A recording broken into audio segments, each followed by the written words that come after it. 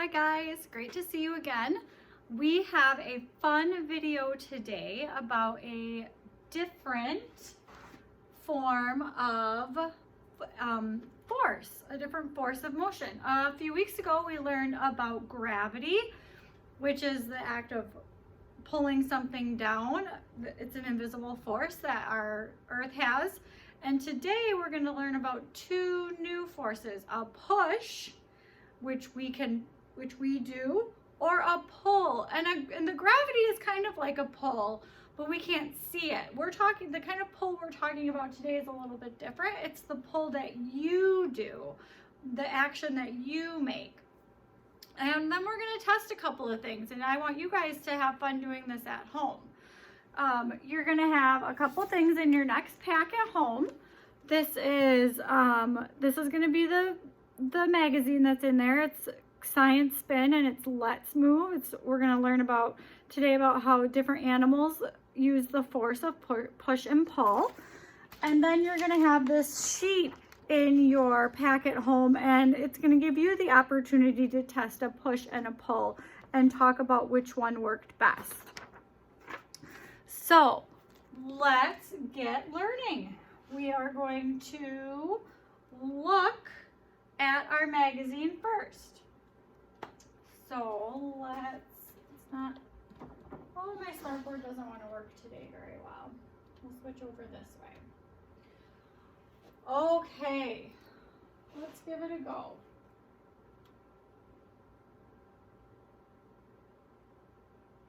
Let's move. To make things move, we give a push or a pull. Elephants do it too. How does this elephant mom get her baby to move? Can you see that? Can you see what that elephant mom is doing with her baby? I'm going to bring it a little bit closer. She is giving her a little pat on the tail with her trunk. She's kind of going, let's go. She's giving her a push. Sometimes maybe your mom and dad need to do that to get you out the door in the morning or out of the store, give you a little push. Let's go. Come on, let's get going.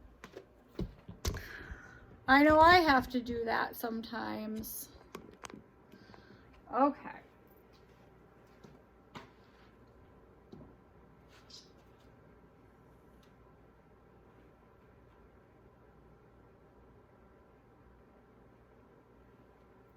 Elephants push and pull.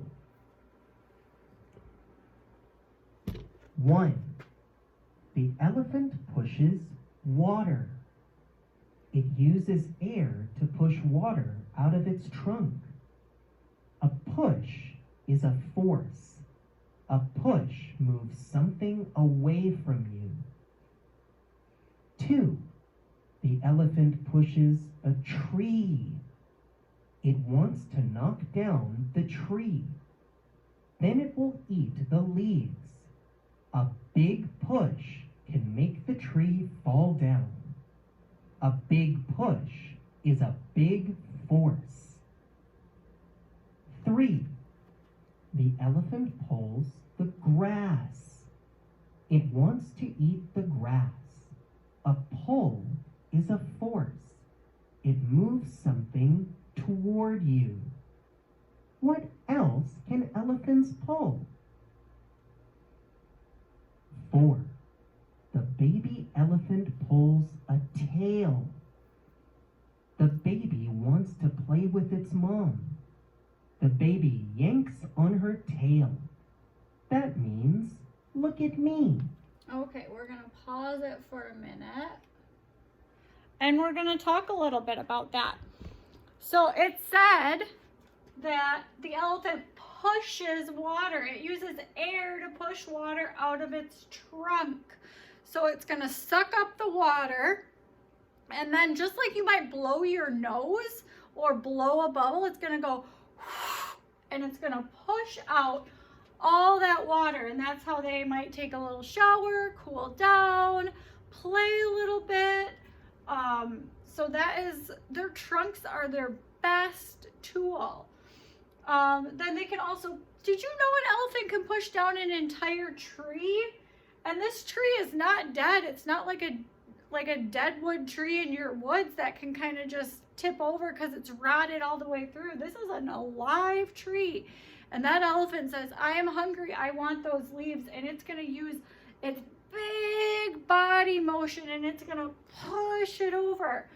Just like you might, if you're trying to push, maybe like you're trying to push open a gate and the gate is stuck in the snow or stuck in the mud, and you're gonna push that gate to try and open it. Or a door, maybe your brother or sister is shutting you out of their room. I know this happens at my house. And they're leaning against the door on one side and you're pushing and trying to open the door on the other side. Kind of that same idea. You're putting your whole body weight into it. And then it says the elephants pull the grass. A pull is another force. So the push is when you're trying to push something away from you, trying to make it move away. And that pull brings it back to you.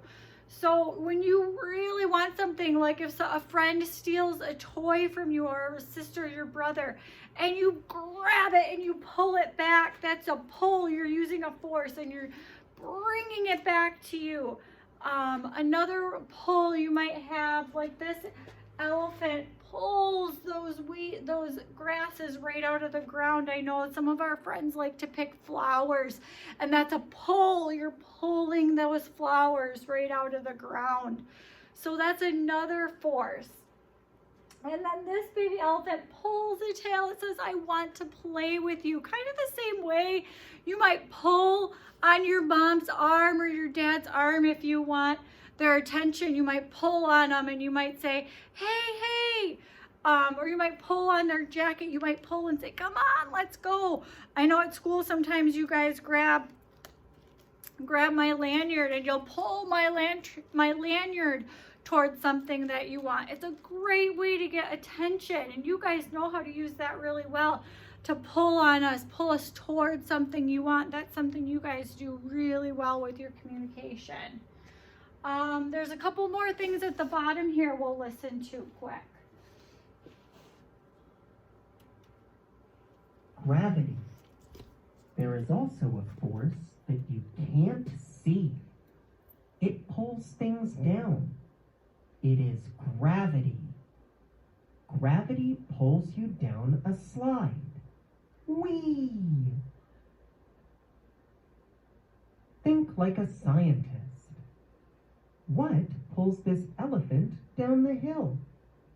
Hint, you can't see it. What do you think? So if they said gravity pulls you down a slide, it kind of looks like that elephant's going down the slide, hey? I'm thinking gravity is pulling that elephant down like a slide. Animals like to play just like you and I, and especially young baby animals. So I bet you that elephant is kind of playing. Let's see, what's next? Okay, now we need to decide, are these pushes or pulls? I'm going to bring it up closer to you. You have it on the back of yours. So we're looking here first at this bird. Now this bird has a worm, and he's taking it right out of a wormhole. Kind of like you would pick a flower. So that is a pull. You're pulling something up. You can pull something towards you. You can also pull something up. Right now he's pulling that worm up out of the ground. What about these two guys? They're either playing or fighting. I'm not sure which, but they are definitely pushing each other.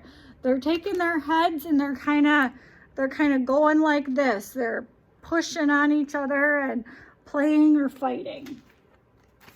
Let's see. What about these guys? Two little puppies. They're playing tug of war. If you are playing tug of war with an animal or with your friends, you are pulling. You're each pulling. So you've got your rope and you're going one side to the other, and you're trying your best to pull it away from the other person. These little guys, well, they're not so little, but these hippos, I think they're pushing each other around in a way that they're playing. They're kind of pushing each other with their noses.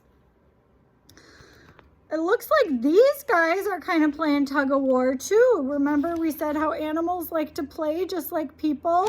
They're playing tug of war, so are these guys. Now, lions live in the wild, so they don't have man-made toys like we might give our dogs, but they find toys. So these guys looks like they're playing tug of war with a root or a stick or something. So that's pretty cool. And then these panda bears, look at, oh, it sure looks like he's pushing him away. It almost looks like he's giving him a massage. Maybe he's pushing on his back. Maybe his back hurts and he's giving him a little bear massage. So yeah, so he is pushing on that bear. Maybe the bear's sitting on him and he's saying, get off of me. So we can use pushes and pulls as a great way to communicate. We can, just like we talked about, we can pull someone toward us when we need their attention. We can push someone away when we don't want them around.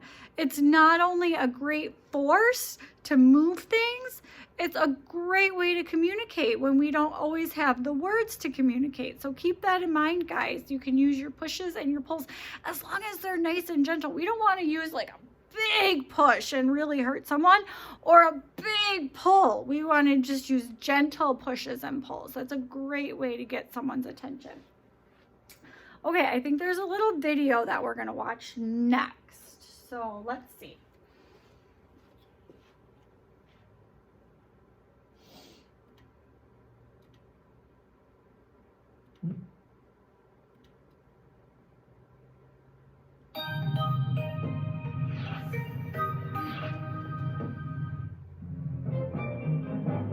Make it move.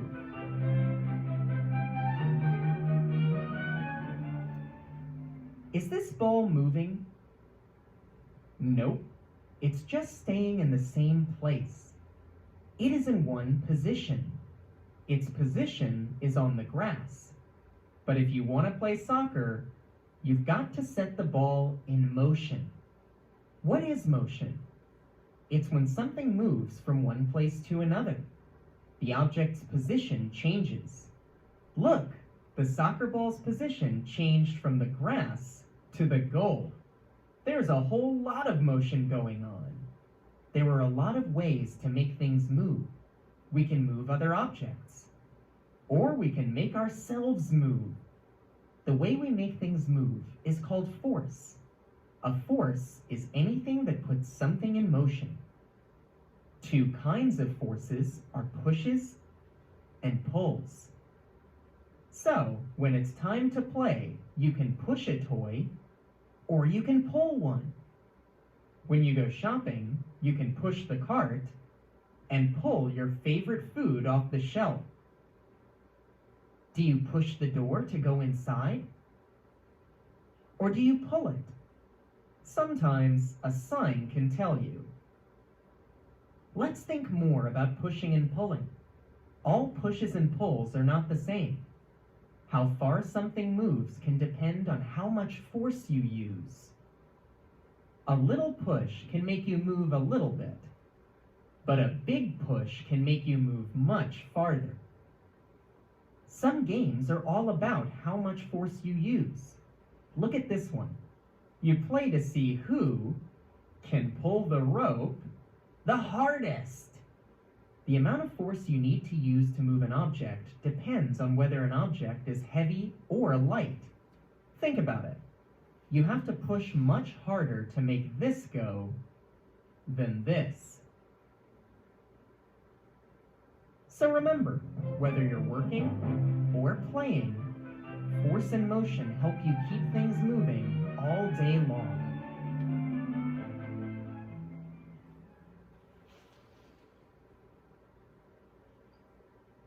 Okay, guys. Oops.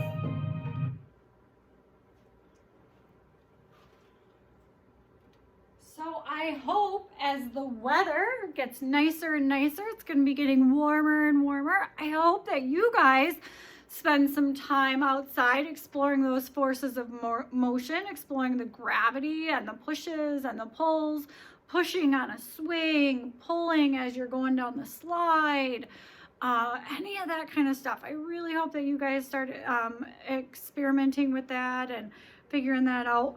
The last thing we're gonna do is our experiment. So this is what you're going to do at home. Everybody has a chair at home and everybody's got something heavy. You can fill a bag with some books. You can fill your backpack up with toys, anything like that. Find two heavy things, a chair and then one other heavy thing. So I'm going to push this table back. I'm going to use my force. I'm going to push the table back that my stand is on for the camera so that you guys can see, and I'm going to show you what I've got in the classroom that I'm doing. Now, if you guys remember, we are moving our school. Remember? So we're going to go, so look at, I'm starting to take all my stuff down because we're moving our school. So it looks a little bit different. But part of the moving is that we're going to have to push and pull some really big boxes. So let's see, I want to just see if you can see this. Nope, you can't see this yet. Maybe if I bring this down, you'll be able to see it. Okay. Now, whoop. Oh, sorry guys. Okay. Now, oh, sorry, I fell right off.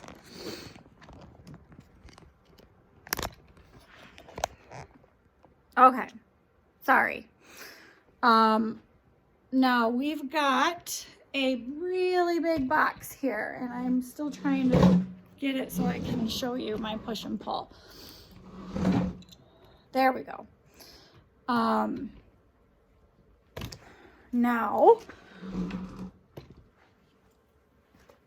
so you guys can see my box, okay? And I'm not going to tell you what's in here. It's a surprise. I ordered something new for next school year that I think you guys are really going to like. But it's a really heavy box and it's hard to move. So we've got to figure out what's the best way to move it. Do we use a push or do we use a pull? So first I'm going to try and pull it. Are you ready? Oh, pulling it will eventually move it, but not very easily. But let's try if we push it. Are you ready? Oh, so much better.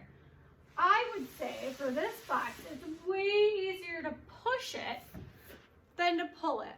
We can try and pull it back, but I don't get a very good grip and it's a little bit difficult. The next thing we've got is a chair here. You see my chair? Now we have to decide what's an easier way, pushing it or pulling it. Now every day, you guys, you have to put, I always am reminding you, push your chair into the table, push your chair into the table. But then you also have to pull it out to sit in it. So we're pushing and pulling chairs a lot through our day.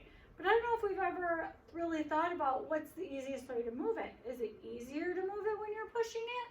Or is it easier to move it when you're pulling it? Let's find out. Slides pretty easy with a push. And it slides back pretty easy with a pull. So it might depend on the type of chair. If you have a really big lazy boy at home, like one of those chairs that the feet kick out and it kind of reclines, it's going to be easier to push that kind of chair than it is going to be to pull that kind of chair. Same with like I've got some bigger kitchen chairs at home that are easier to push into the table and they make a really loud noise when you pull it away from the table, but they're better if you push. So it's definitely going to depend on the type of chair you use. So guys, I hope that as you do these experiments with your moms and dads that you send me some pictures. I really want to see pictures of you guys trying to push and pull things. If you don't want to use chairs and boxes, go outside. Go outside and show me pictures of you pushing someone on a swing or pulling someone in a wagon or something like that. I just want to see pictures of you guys using force and motion. I think that would be great. So I hope you have a really great day. I hope you get outside. I hope you practice some force and motion, and we'll see you guys next time. Bye.